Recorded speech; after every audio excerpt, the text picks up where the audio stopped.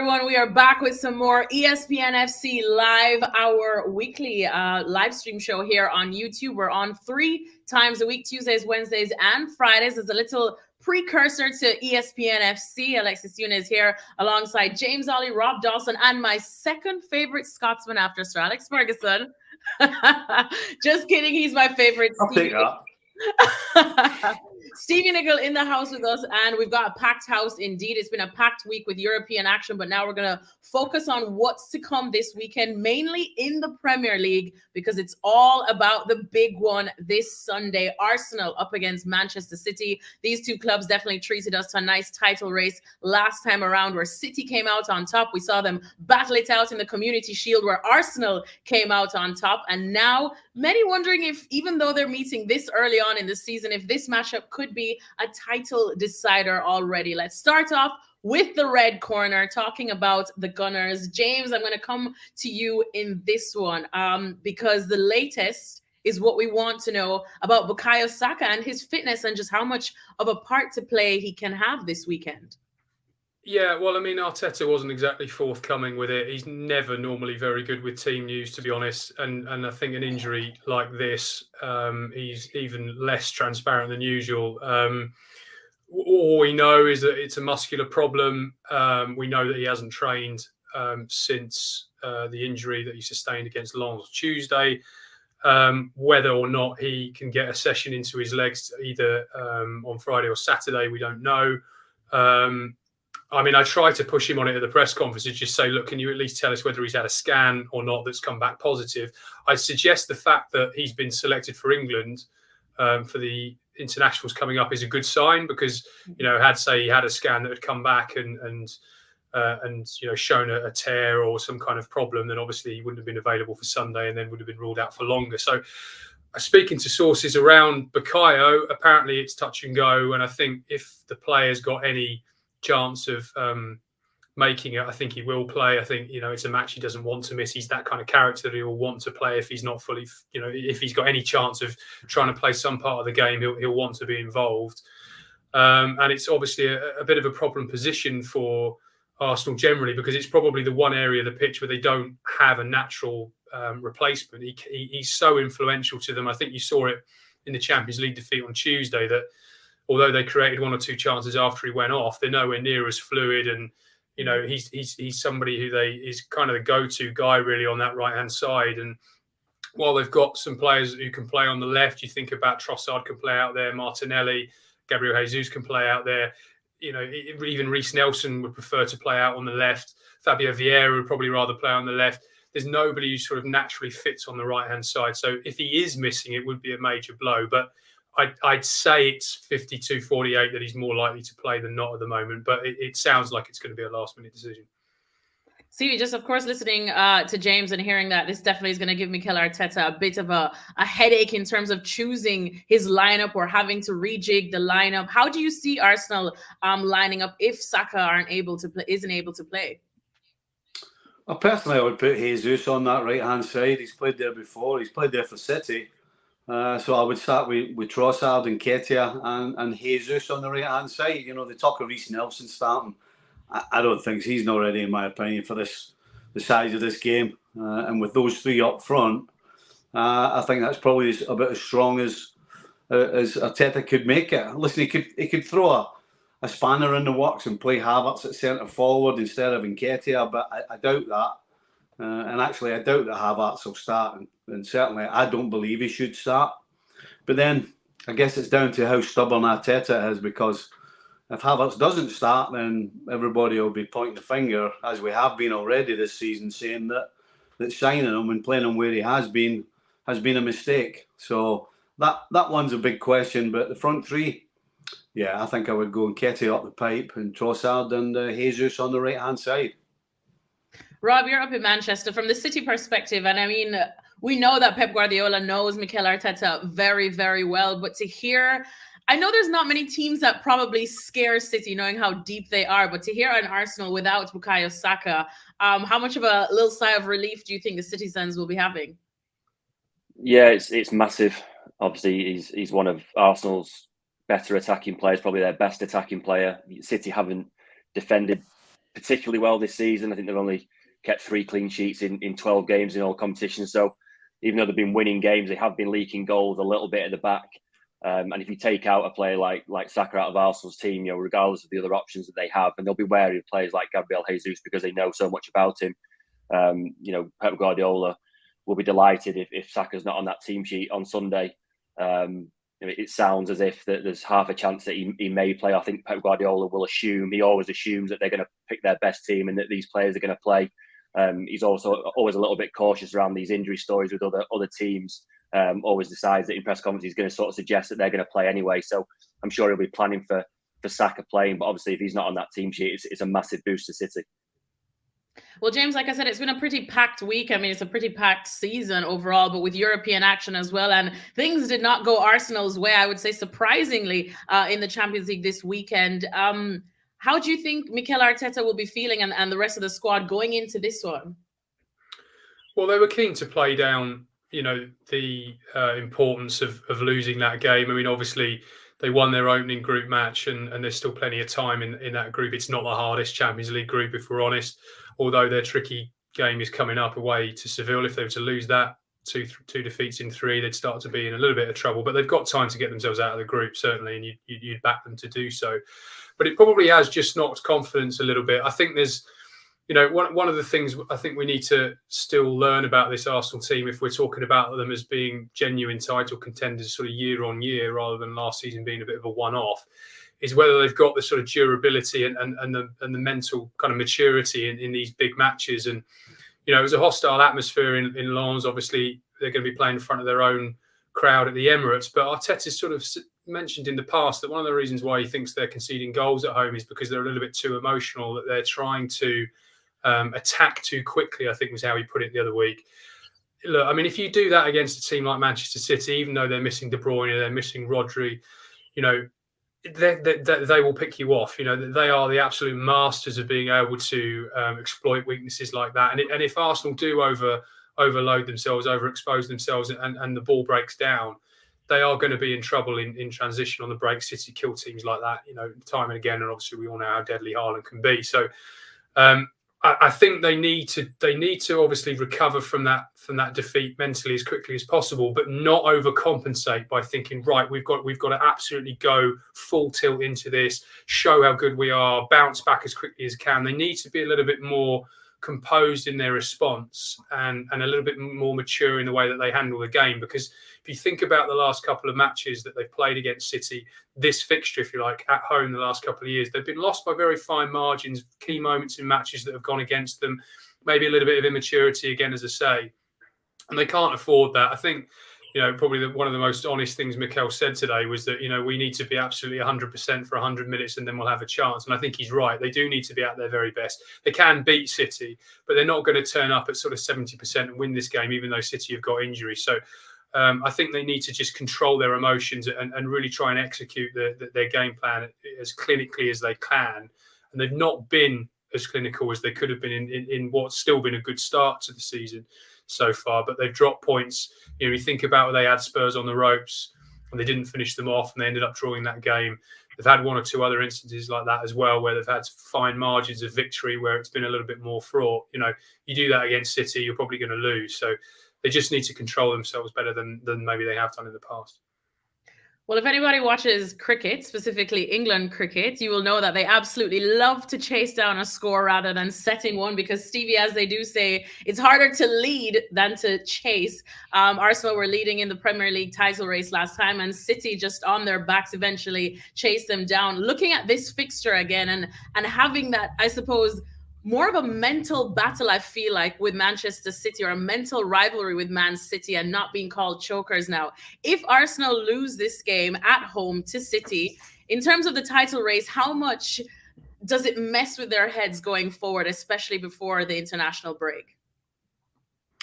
Well, I think it's always about the way you lose a game, to be honest.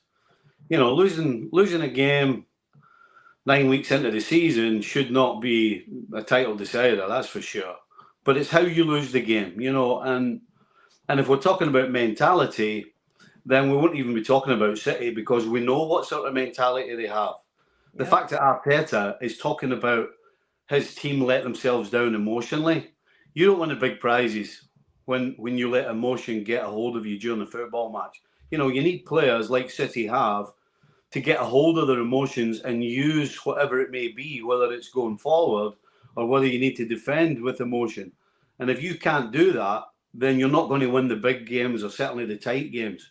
So I think, no question, mentality-wise, City are streets ahead of Arsenal. We saw it last year with Arsenal's, I guess it's harsh to call it a collapse at the end of the season, but they looked a little unsure of what to do when they were in certain situations.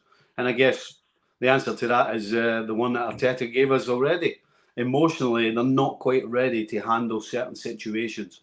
So, yeah, Man City have to be big favourites from a mentality side anyway. Yeah, definitely. Well, here's an interesting stat. Did you know that Arsenal's last Premier League win over Manchester City came in 2015? I mean, that pretty much may not surprise many considering how long City have been dominating and building that super squad that they have right now. But could this be Arsenal's best chance given certain key injuries that Manchester City have right now? Could this be Arsenal's best chance to put that stat right, at least for them? Have a listen to this little chat that we had on Football Forecast. Because I don't want to engage in hyperbole right now. I don't want to do you're it. about Engage. But I'm going to. It's a must-win for Arsenal. And if you ask Arsenal fans right now what you want from the game on Sunday, you would take a stinker of a performance, an absolute stinker of a performance, but 3 points. This is an Arsenal team that are, in a positive way, very emotional. And we saw it in the Community Shield when Arsenal maybe didn't deserve to win that game, but got the win, and it meant so much. I think it stood you in good stead for the beginning of this season. I think Arsenal have had too many valiant performances against Man City at home. You think about the game 2 years ago where I think it was a Rodri last-minute winner. You think about the game last season where you lost 3-1, but you didn't really deserve to lose. I think Arsenal had too many of those performances against Man City where they've looked good but haven't got the result in the league. I think this is an opportunity to take a Man City team who've not looked amazing. A Man City team that has not looked amazing. It's true, Rob, recently, I mean, we saw the results against Wolves. They have had to fight back as well in the Champions League, which we know Man City can do. But they are without a couple of big names. We'll get further in depth to that. But do you think from the Arsenal perspective, looking at this City team that has had some struggles by their standards, could this be Arsenal's best chance to beat them for the first time in the Premier League in 8 years? I'm sure that they're thinking like that. I mean, obviously, it's massive for Man City that Rodri won't play. He's the guy that holds everything together for City. So the fact that he's not going to play is huge for City, and Arsenal will know that.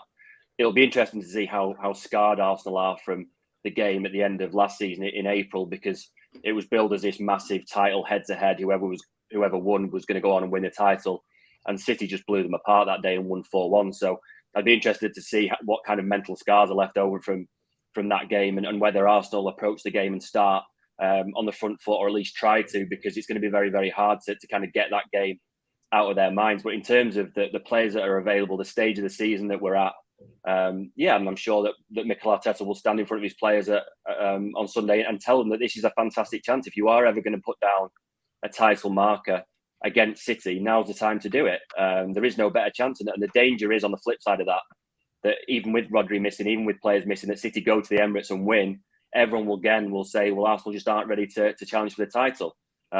So, while it comes with a real positive, to put down their own performance and show that they are capable of doing it, the flip side is that if they don't win and they don't put in a great performance, that people will be asking the same questions about whether Arsenal are ready or not. James, what do you think for Arsenal? Do you feel like this is their best chance to probably capitalize on some of the weaknesses that we have been seeing on Man City? Well, look, I mean, I agree with Rob in the sense of, if City was to lose this, I don't think they would face the same number of questions that Arsenal would, because as we all know, they've been there and they've done it. They've won 5 of the last 6 leagues. They came back from a deficit last season. Nobody's really going to doubt their ability to be able to do it again if they, in recovering, if they lost on Sunday. I mean, what I would say is that Rodri has played more Premier League minutes for City last season than any other City player. He's absolutely integral to them. And when you think about Arsenal at their sort of fluid, free-flowing best, to not have a player who is so good at breaking up play, positionally so good, intelligent, and then De Bruyne as well, who is the guy who Rodri essentially passes the ball to then, launch those counter attacks or to get City playing. And De Bruyne was so good in both of those games last season, particularly the game that Rob mentions at the Etihad when, City went more direct. It was more De Bruyne to Haaland as almost a straight ball, and they could not deal with Haaland's physicality. I think that's why it's a massive, massive chance, for Arsenal. And also, you've got to factor in the fact that they've signed Declan Rice.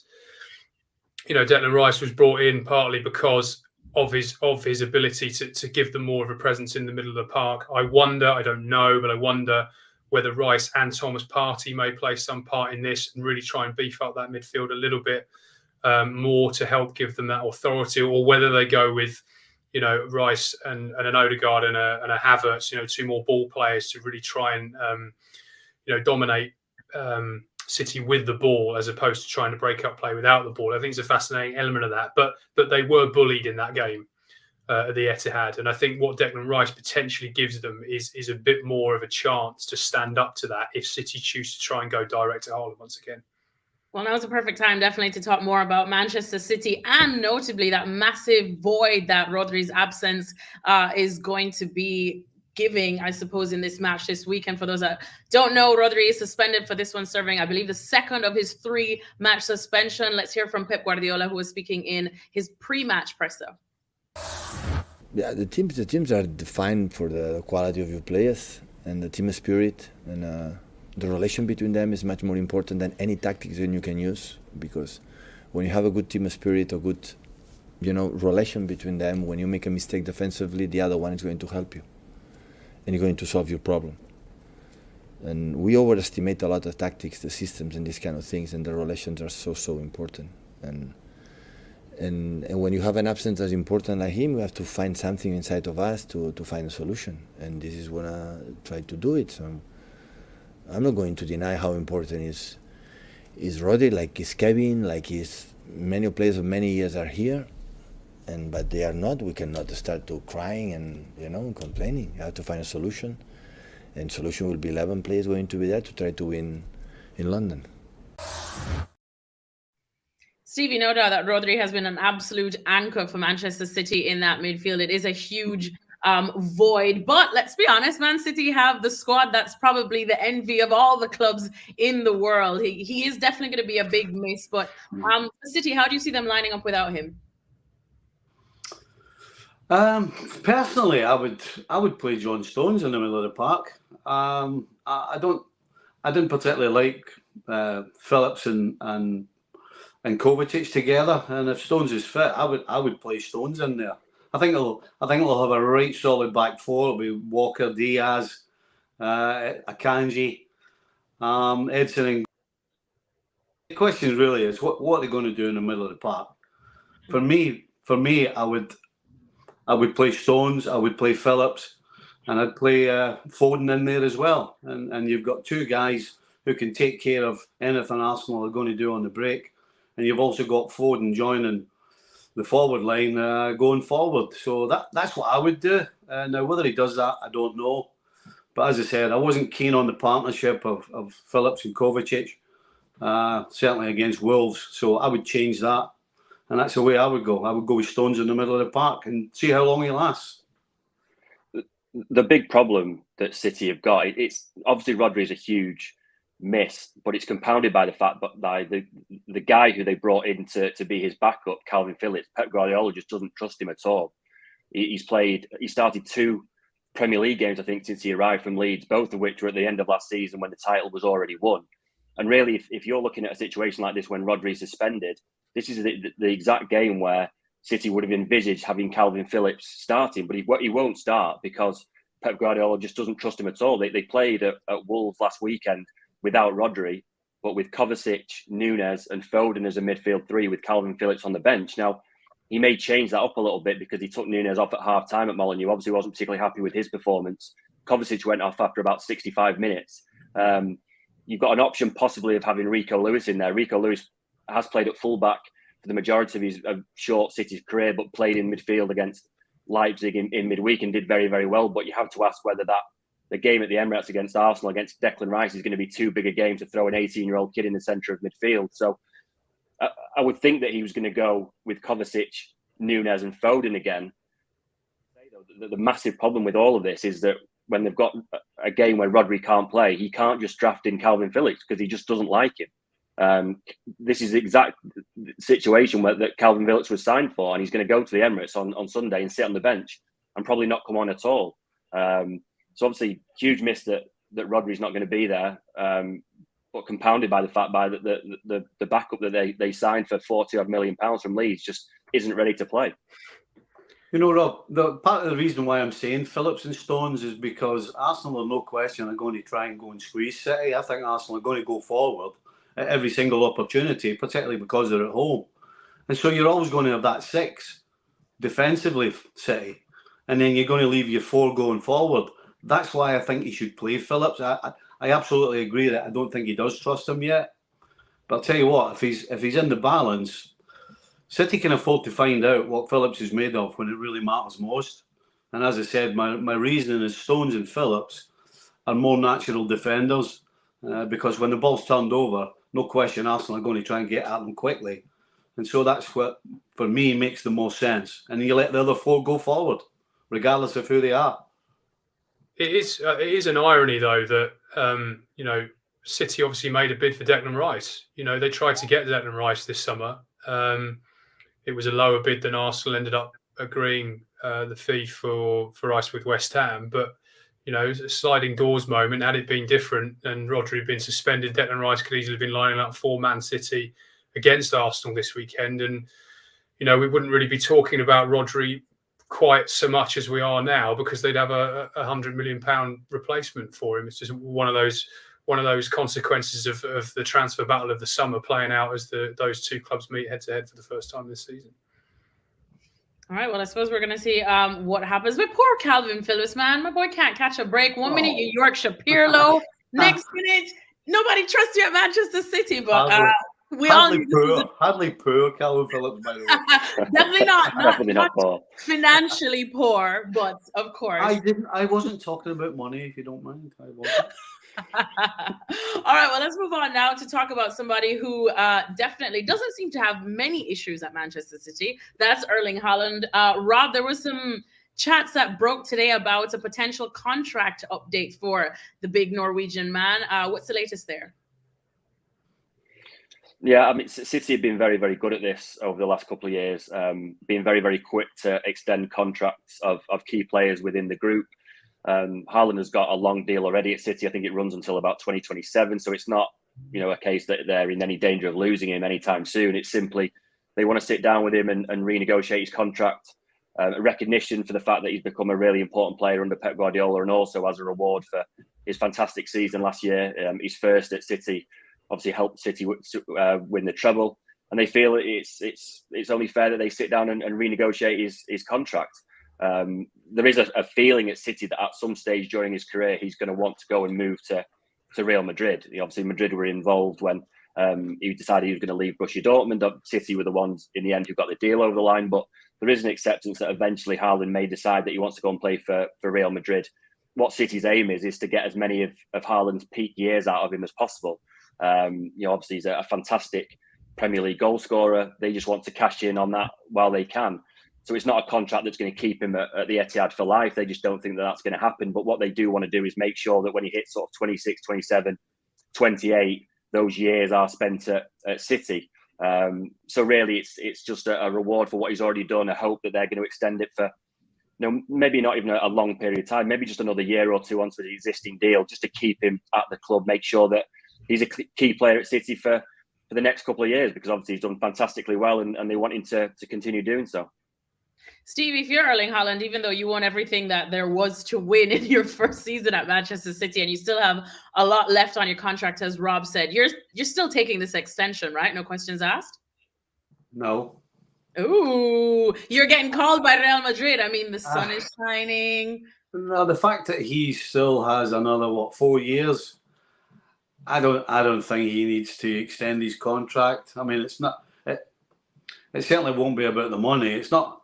It's it's not dangling money in front of him and he's going, all right, let's take the money. It's only another year. Let's take the money. You know, I don't think that Erling Haaland should be in any hurry right now, particularly because Pep Guardiola is Guardiola going to still be there in 4 years' time? I'm not so sure, and so for that particular reason, it's why if I'm Haaland, I wouldn't quite go taking the bait just yet.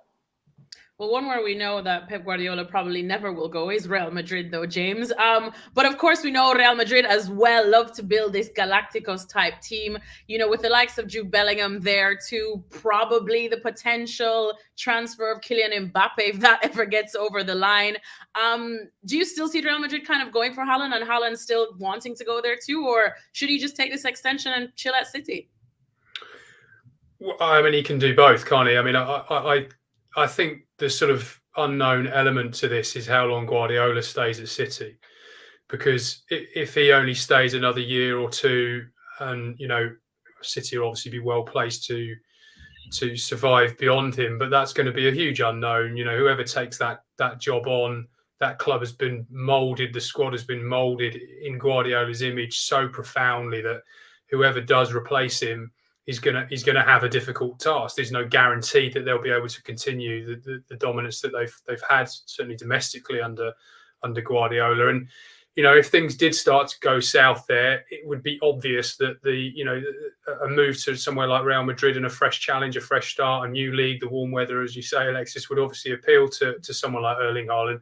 I don't think there's many people who doubt he will eventually go and play in Spain at some point, whether that's, as I say, 2 or 3 years, or whether it's 5 or 6 years or longer. Obviously, we don't know. But I do think that I think a lot of it will depend on Guardiola and the succession planning that City have in place for him, and just how the start of that goes, because it doesn't need to dip very far for someone like Erling Haaland to think, well, actually, do you know what? If this is going to take a year or two or longer to rebuild, I'm going to go and try my luck in Spain. Well, granted, he is Norwegian and born in Leeds, so maybe he doesn't want any sunshine, right? I definitely always need sunshine as a Jamaican. But let's move on to the match now and get final thoughts on this one. Rob, let me start with you. How do you see this one playing out? Which manager do you feel is probably feeling more pressure to churn out a big result in this one? I think Arteta will, as James said earlier, Arteta will be the one that's feeling a little bit more pressure given what happened against City at the end of last season. Obviously, Arsenal are at home. The onus is on them to be on the front foot and try and dictate the game as best they can, although that's incredibly difficult against City. I do actually fancy Arsenal in this, though. I think that they may just nick it. I think with City missing Rodri and De Bruyne, obviously the Saka injury or the possibility that he might not play evens that out a little bit. I just think that Arsenal have to win one eventually. That they were so close in the title race last year. They've made some great signings over the summer. City aren't playing particularly well, as I said earlier, not defending particularly well. I think it might be quite tight, but I think Arsenal might nick it 2-1. 2-1 for the Gunners. James, what are you feeling? I'm really bad with predictions. Although I did call 2-2 for Arsenal Tottenham on this show before.